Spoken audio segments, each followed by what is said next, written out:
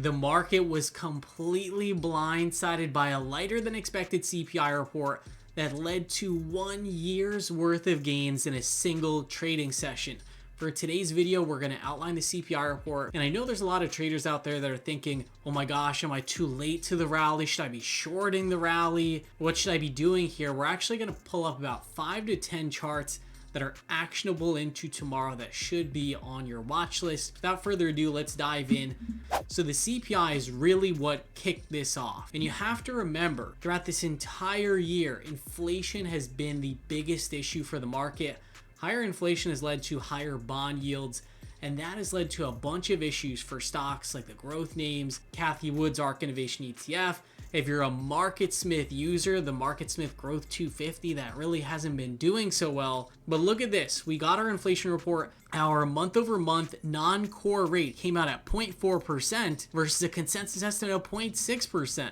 And then the core inflation rate came out at plus 0.3%. versus an estimate of plus 0.5%. Now this sent the market flying in the pre-market, and that strength held throughout the session. Now if we look down here at our Fed rate hike probabilities, this increased the chance that we're going to get a 50 basis point rate hike from 56.8% to 85.4%. So it's pretty much all said and done. We are going to be getting a 50 basis point rate hike, and Fed officials, as they spoke later in the trading session, were much more dovish after getting this inflation report. And look at these box scores. We had the S&P 500 up 5.5%. We had the NASDAQ up over 7%. And our ARK Innovation ETF finished out a full 14.52% higher. Volatility was down across the board. Pretty much all of these indices closed on their ding-dong highs for the session. Awesome breadth. We had 90.8% advancers, and the trend model flipped to a +1. Now here's the big nuance, everyone, and this is super important. Remember, when you're trading the market, it's all about what is the market in front of me doing? And I think we could be in for a regime change. And what do I mean by that? Well, we had a beautiful rally this summer. This is our S&P 500 weekly chart. And this rally that we got over here, this was catalyzed by a lighter than expected CPI report. Over the course of this rally, from about June to mid-August, we had very nice moves in the ARK Innovation ETF and growth stocks in the MarketSmith Growth 250, and it was a beautiful period for active technical swing traders. Now we've been having a rally in the S&P 500 for the past couple weeks. We have to remember that the market actually bottomed out on the last CPI report, which came in hotter than expected. But so far, it's been a rally of energy stocks, financials, these legacy groups with lower valuations, and the growth stocks have continued to sell off. I believe that this low inflation print catalyzed the next leg higher in the market, but this leg is not going to be led by the energy stocks, by financials, by the low valuation stuff, the dividend payers. It's likely going to be led by high growth, high octane names. And I think the proof is really in the pudding here. If we look at today's top performers, we had semiconductor stocks up 10.35%. We had home builders up big. That's not going to be a group I'm focusing on. But we had the ARK Genomics ETF up 11.21%. We had software up 9.08%. The ARK FinTech Fund up 12.24%. The ARK Innovation ETF, obviously a huge gainer for today. And I believe those are the areas that we want to be focusing on for this particular leg higher. The growth style factor finished up 7.01%, and high beta finished up 8.88%. The NASDAQ went from breaking down below the monthly value area to breaking out of the monthly value area to the upside. This is definitely a character change, and we gotta be on watch for this VPOC up here at 12,096.5. The Russell 2000, same thing. We reconfirmed our price strength.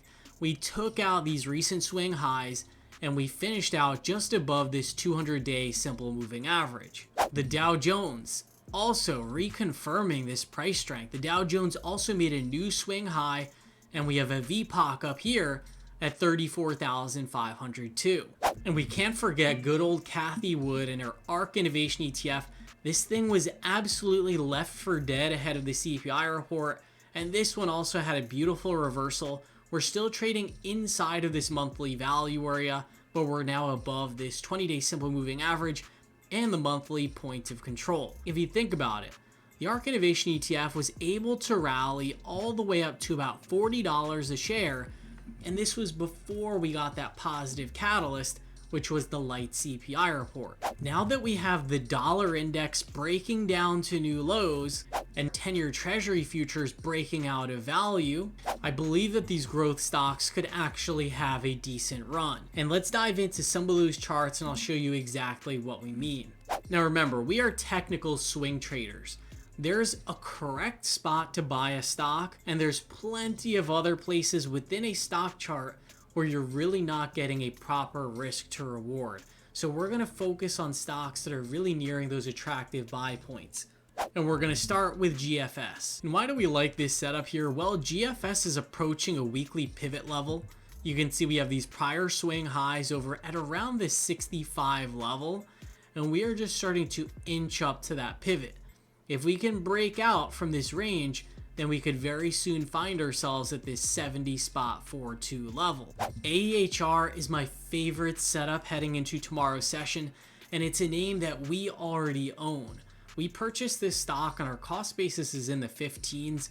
I've already taken half of my position off the books for a nice winner. Right now this trade is marking at about a plus 38% winner, but to be honest, I am legitimately thinking about adding to my position tomorrow as we break out above this 23 spot 19 level. Let's zoom out to the weekly chart and you'll see what I mean. We have our all-time high over here at 2709. Do I think we could get there into Christmas, into the new year?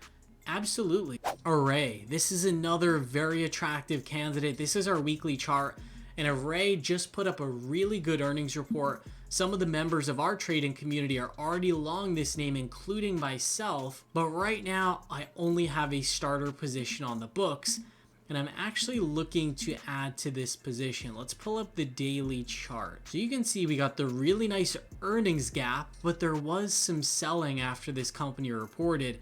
Well, today we did reconfirm that price strength, so I'm actually looking to add to this position as close to this 5-day EMA as I can. LTHM, this is a good candidate. If you don't want to go fully into the high octane growth stocks, this is a more inflation sensitive name that still held up very well on today's market rally. You can see we just broke out above this monthly value area high, and right now we are forming a cheap pivot. Apps, Digital Turbine, this company just reported earnings last night, and we had a 60.91% positive performance. This stock, in a nutshell, is a true testament to just how washed out these growth stocks became. Digital Turbine right now, it's trading at something like a 10 forward price to earnings ratio, and it was just completely left for dead. Could this stock have more to run? Absolutely. The valuation is still pretty attractive. Halo, we're already on day 2 of a pretty juicy breakout. I do think the more appropriate day to buy this stock was either on yesterday's candle, or maybe if you were watching this one closely, on the open today. But nonetheless, this is still a leader and definitely one to add to the focus list. Crocs, this name was on our Pristine Capital weekend watch list video. This is another name that just took out of Epoch, and it's got very strong fundamentals. And how can we forget good old Enphase? This stock is a little bit overvalued, perhaps, but it is the leading solar stock. And this was one of our best trades from the summer. We took this stock from about 180 bucks all the way up to the 300s before dishing this one off. That said, we've formed a wide base. This is about 5 or 6 months of consolidation now, and we're trading right up to those prior swing highs. Hope that helps you for tomorrow's trading session. Make sure to like the video, subscribe to the channel, visit pristinecapital.net if you're interested in joining our trading community.